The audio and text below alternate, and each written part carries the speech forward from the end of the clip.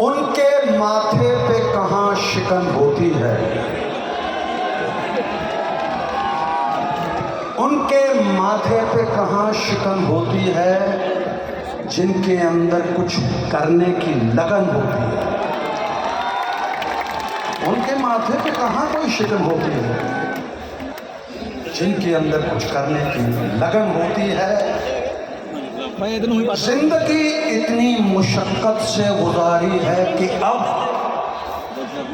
मैं आराम से जो बैठूं तो थकन लगे। इन्होंने मेहनत मारी और आराम से बैठ नहीं सकते। और जिन्ना मेहनत ने महसूस किया कि मैं जो ऑस्ट्रेलिया थोड़ी जी शिकायत कोई नमूने वो नमूना ही मेरे वास्ते किसी बंदे वास्ते नमूना ही बहुत होंगे, तो बाद मॉडल आप ही बना देंगे।